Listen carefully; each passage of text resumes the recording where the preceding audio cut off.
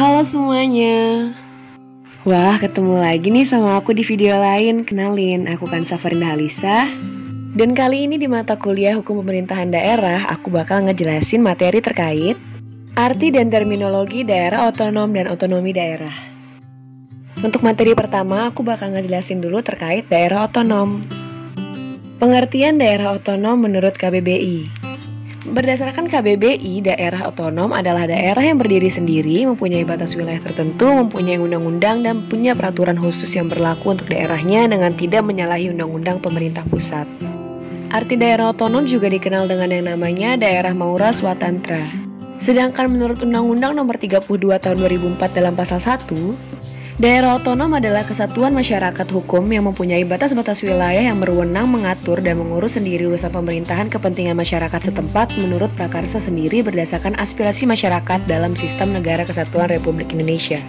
Mengapa daerah otonom diberikan kewenangan khusus? Daerah otonom diberikan kewenangan untuk dapat mengatur daerahnya sendiri karena kondisi geografi yang terbilang unik. Selain itu, masyarakat setempat yang minoritas memiliki adat istiadat yang masih terjaga.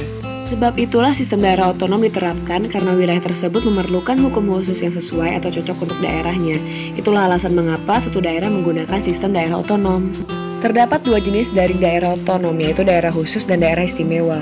Untuk daerah khusus, jenis daerah otonom ini di Indonesia terdiri dari Aceh, Jakarta, Papua, dan Papua Barat. Daerah khusus tersebut diberi otonomi khusus untuk daerahnya. Dan untuk daerah istimewa, jenis daerah otonom ini di Indonesia terdiri dari Aceh dan Yogyakarta. Nah, sekarang lanjut ke materi yang kedua, yaitu otonomi daerah.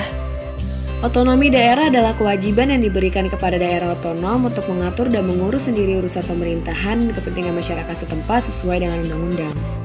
Dan menurut Undang-Undang Nomor 12 Tahun 2008 dan Undang-Undang Nomor 32 Tahun 2004, otonomi daerah adalah hak, wewenang, dan kewajiban daerah otonom untuk mengatur dan mengurus sendiri urusan pemerintahan dan kepentingan masyarakat sesuai dengan peraturan perundang-undangan. Prinsip yang dimiliki oleh otonomi daerah ada 5, yaitu prinsip kesatuan, prinsip pemberdayaan, prinsip real, prinsip keserasian, dan prinsip penyebaran.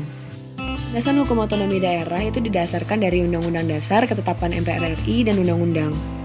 Berdasarkan Undang-Undang Dasar, acuan hukum otonomi daerah terdapat pada pasal 18 UUD ayat 1 dan 2 yang menyebutkan bahwa negara kesatuan Republik Indonesia dibagi atas provinsi, kabupaten, dan kota yang mengatur dan mengurus sendiri urusan pemerintahan menurut asas otonomi dan tugas pembantuan.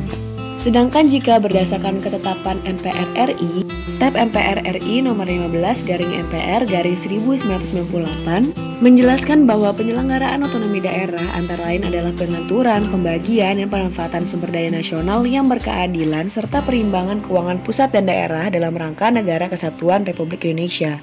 Dan yang terakhir yaitu jika berdasarkan undang-undang.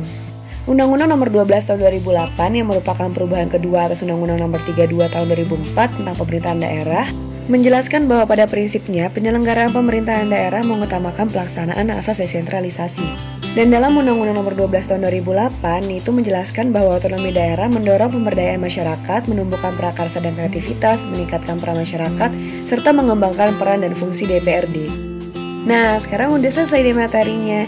Terima kasih untuk teman-teman semua karena sudah menonton. Semoga ilmunya bermanfaat dan sampai jumpa lagi. Bye-bye.